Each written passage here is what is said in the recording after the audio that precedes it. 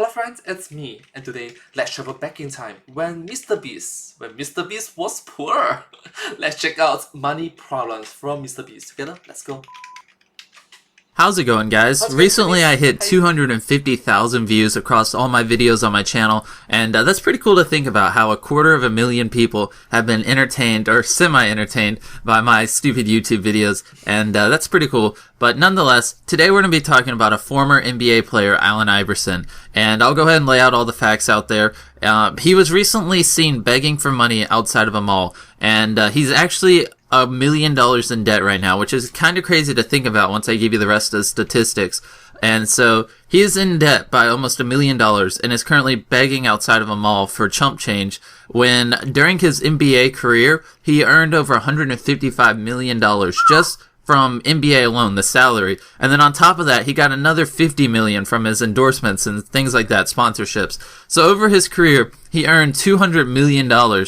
Yet he is currently $800,000 in debt and was seen begging for change outside of a mall in Chicago, I believe. And I'll link the article in the description. I've been reading it. I'm just kind of interested in it because, you know, every once in a while you hear about a guy who had multi-million dollars, just tons of money, and then he ends up bankrupt and his life is just a mess. And I hate to beat him while he's down, but it's just, I don't know. It's hard to believe how you can just blow through $200 million and now be in debt, begging for money. And when at one point you had so much money. But anyways, I'll put the article, like I said, in the description so you know I'm not making up a bunch of BS. And it's actually kind of interesting to read. Now, you might be... It's kind of sad. It's sad example. It's a sad example that if you rise up so fast without a proper foundations, without a solid foundations, you will crumble, you will fall, you will suffer. It's like slow growth, foundational growth, stable growth is what makes you you. A development period is very important. You can't immediately $100 million. You don't do $100 million. You can't fathom the amount of responsibility. Wondering, where did all that money go? Where did $200 million go? And from all the articles I read, because I read a couple just because I found this kind of interesting, it looked like it went to 4 different things. They all seemed to meet up at the same 4 spots. His wife divorced him and took a lot of his money, and he also had to pay a ton of money for child support. The number I believe I read was like $200,000 a month or something like that. It's probably not true, but that's what one of the articles said, but I really doubt that's true. And then he had really expensive cars, is what all the articles kept saying. And he had multiple houses, one of which was a really expensive mansion. And then the other thing that they said he spent all his money on was jewelry. They said he was known for just going to a jewelry store and just dropping hundreds of thousands of dollars on jewelry for all his friends and for himself. I don't know. I mean, he is a guy, but whatever. So those are pretty much the 4 main things out of all the articles I read that A lot of sad decisions. Mr. Beast mentioned the first thing is his divorce divided by 2. Immediately divided by 2. Everything that you have divided by 2. So with half of what you still have, if you manage it well, you can grow, you can develop, you can be a legend. But most individuals, we can't. I'm using anime reference. Let's say Naruto. Okay, Naruto have his QB chakra, 9-tailed fox chakra split into different parts. Okay, his self part. Into a scroll part, his body part, his scroll part, and the seal that his parents further involved. And if Naruto, when he was young, immediately have all the power of the 9-tailed fox, he will be gone. He will just die.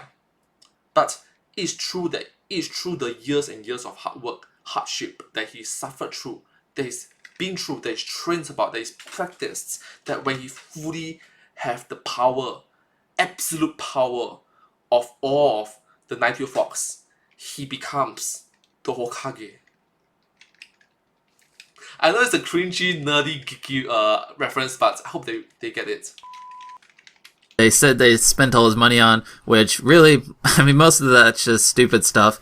But well, not really the divorce, but you don't need multiple houses. I mean, really, and then the cars and the jewelry. I mean, what's the point?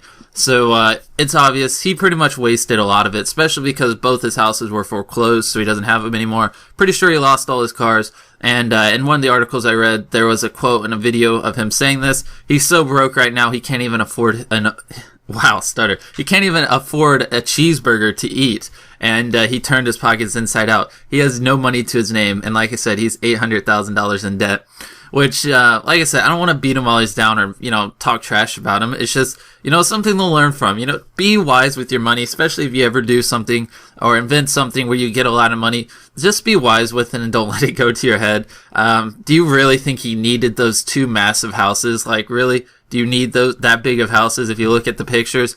And does he need all those cool cars? And do you have to spend millions of dollars on jewelry? No. So he did waste it. And I thought it's just kind of cool to think about. If any of you guys watching this ever do get loads of money, you invent something or do something really cool, just be careful about it. Be careful about it. You need to keep yourself in check. And for me personally, I think the easiest way to get yourself keep in track is to have the people that is close to you, care for you, have them be responsible of the majority of your money. Your father, your mother, your brother, your sister, your spouse, your children, your grandchildren, your great-grandchildren, if you are lucky, if your great-great-grandchildren, if you are like super longevity, but you get the point, don't you? With great power comes great responsibility, and even though in your name, those money are technically in your name, you are ultimately still human beings. You make mistakes. You can be easily corruptible. There was one news in which there was this football player who have a spouse, I think girlfriend, wife, a partner, okay? A partner. And this male football player have like millions of dollars. Technically speaking, he has billions of dollars with him. And his partner wanted break up with him, wanted half of it. Which, fun fact, he did not. Then he's like, where did all the money on his contract went to? Well, that was the smart part. He put it all under his mother's name. And look, I will trust all mothers in the world that they care for their children. I confirm guarantee plus chop. Out of 10 mothers, at least 9 mothers care for their children more than them. Out of 10 mothers, 9 mothers are selfless. They care. They will willingly stand in front of a bullet and to protect their children. That's how strong mothers are. And after the partner break up with him, hey, I'm going to take half of your money. Well, give me a few $1,000,000. It's like, well, technically speaking, I don't have a few $1,000,000. Those are my mom's money. Well, that was big brain move. Big brain move. Especially he was like, if I'm not wrong, he was like 30 plus years old. And he was still getting allowance from his mother. That just shows how much he trusts his mother. I will do that. I will. Will you do that? Will you?